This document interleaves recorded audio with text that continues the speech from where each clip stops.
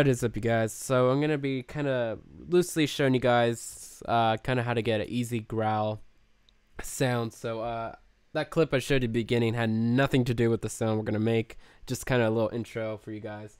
And let me show you the sound we'll actually be making. So it's kind of this kind of thing.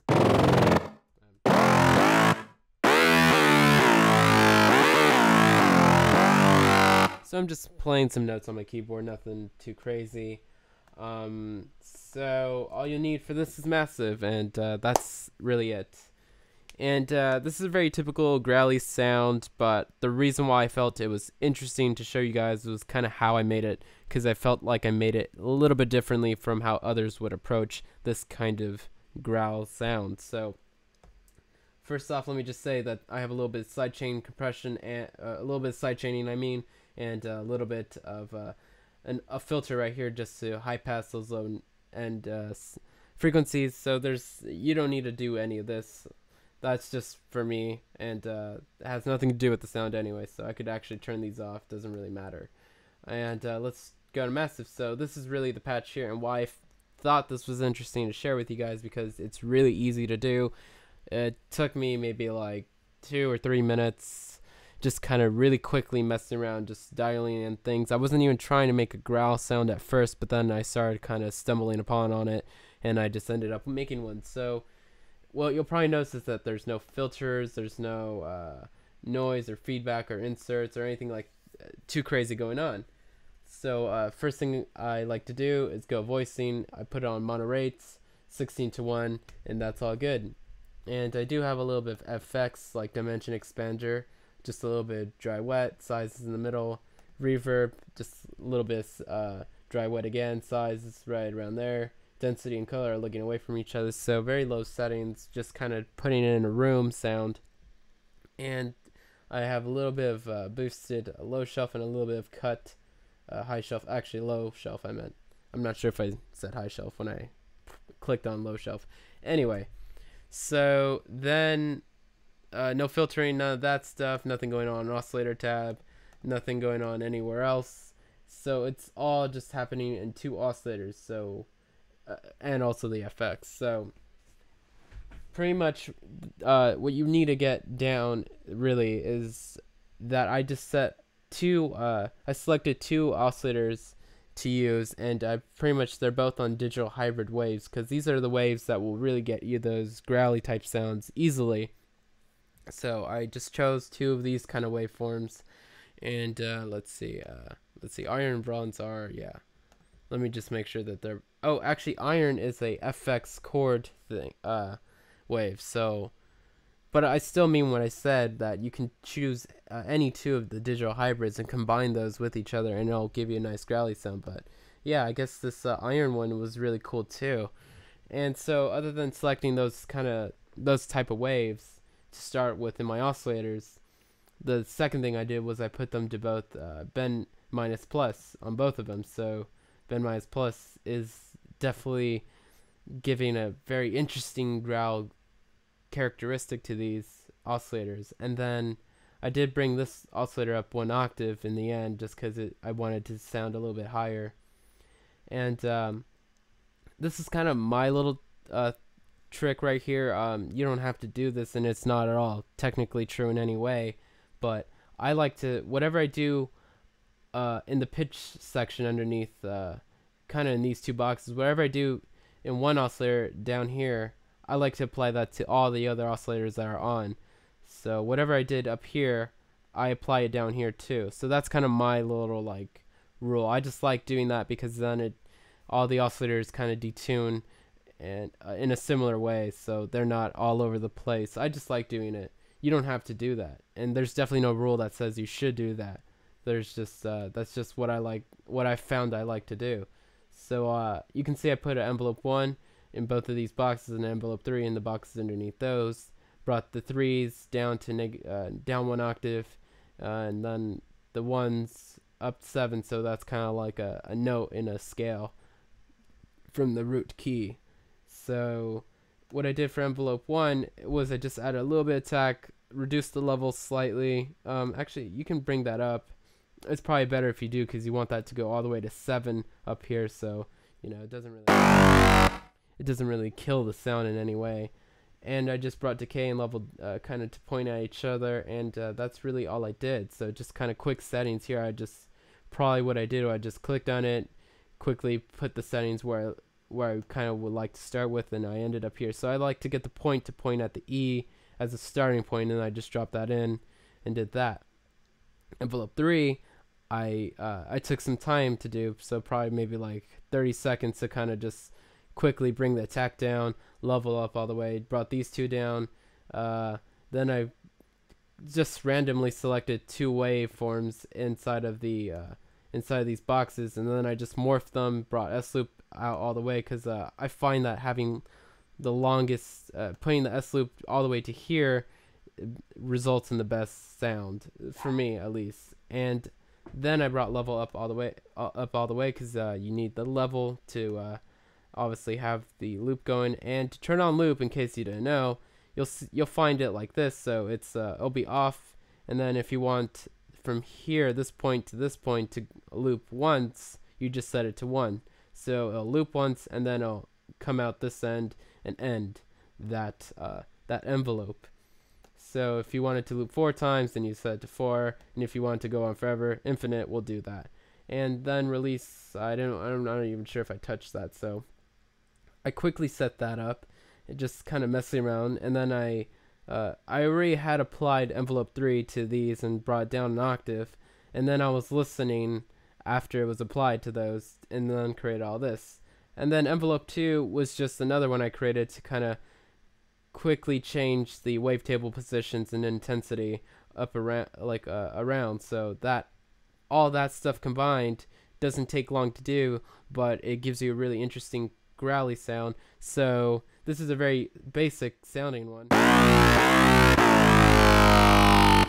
and if given more patience and more time messing around, you can really come up with your own interesting, unique growl sounds that are easy to make, and you can really mess around with them and make them sound very just make something different, not something that's so typical like everyone back years ago used to use modern talking, that waveform, and which is pretty much this one, and then deep throat, and pretty much they would just all throw LFOs onto the filter section, and that's what that style of sound design was back then. And I was never really a big fan of it, but I did learn how to do it just because I found that it was interesting to kind of see how people got certain sounds. I'm more interested in sound design, but yeah.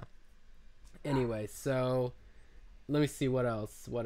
So Monterey, blah blah, It's so it's so simple that I could just make a new one really quick. So I might as well do that real quick. So I'll just duplicate this, switch over here.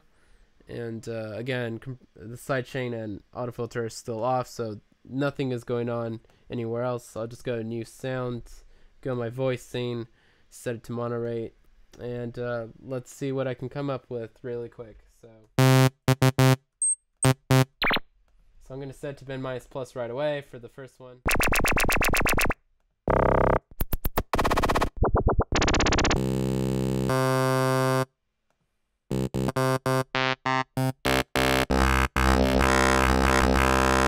So I like that. So right off the bat, I'm going to use my envelope 2. I'm going to kind of listen to it and hold down a note and mess around with the position and find some interesting tone. Some kind of sweeping for like growl sound.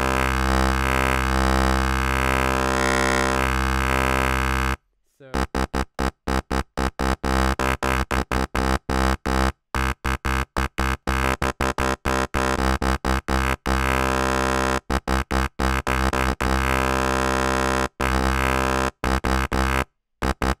and again, you can interchange any envelope with LFOs if you want. Like I said, I just prefer envelopes. I like envelopes more.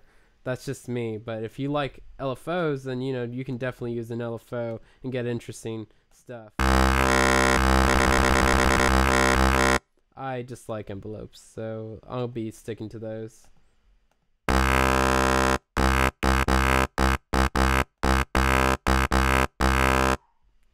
And let's see, let's get maybe a delay. And let's mess around with intensity.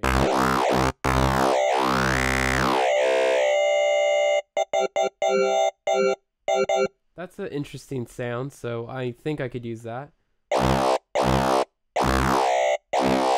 If not, let's get it to end there.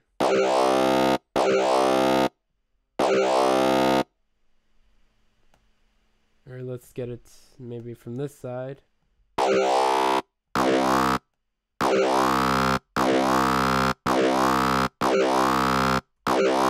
it kind of sounds like it's doing a hiccup. So that's kind of delightful, you know, a nice unexpected sound. And I'm just going to add on a little bit of dimension expander. Maybe a little quick reverb also while I'm in the FX. So just bring dry wet really low, size low. And I like to kind of just start at this point. I don't always use these settings, but I kind of figured that since I could do the same kind of FX as I did on the other one.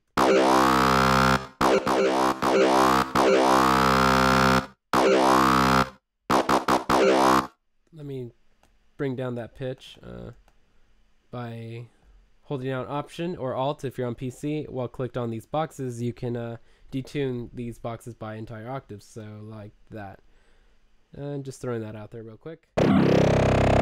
That's a little too low. So let's double click on any value you already have set and it will go back to 0. So if I have this on -60, I can just double click, it goes back to 0. And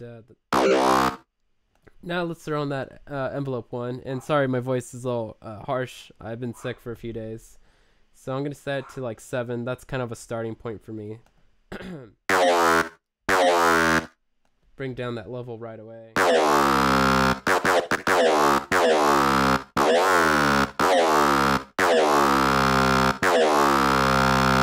I like that.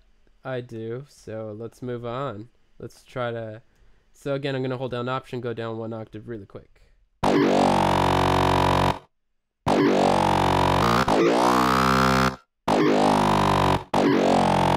of like that hold, but let's see.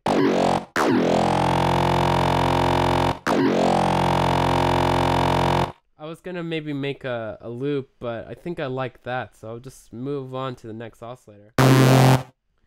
And let's set it to bend minus.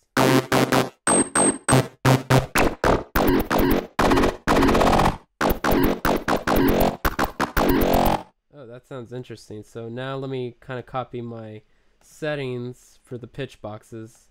And let's see. Because I just like doing that.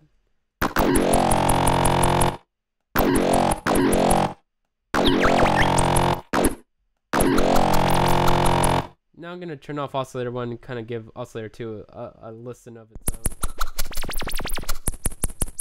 This is an interesting sound.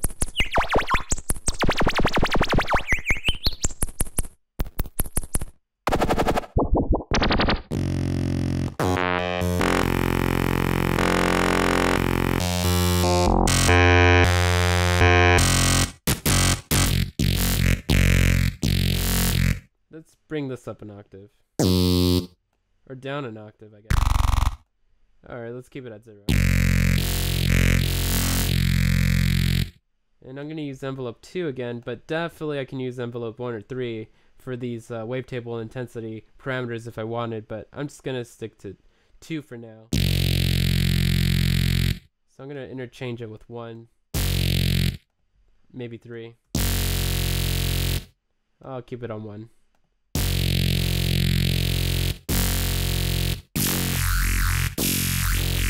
You know, this knob definitely, to me, requires a LFO. This has to modulate like an LFO does.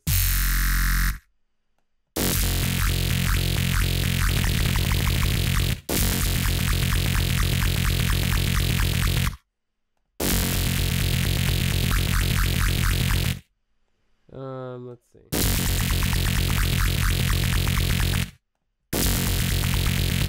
I kind of like this.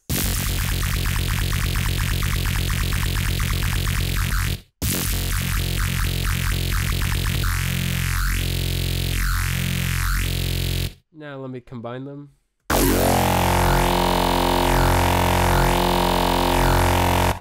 Maybe I do want to try a envelope real quick before I call it all good and done. So let's drop that in there.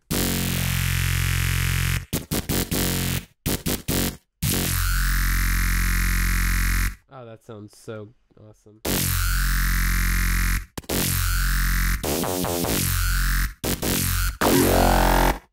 It kind of gets buried by envelope oscillator 1, I mean, so I'm going to bring that down.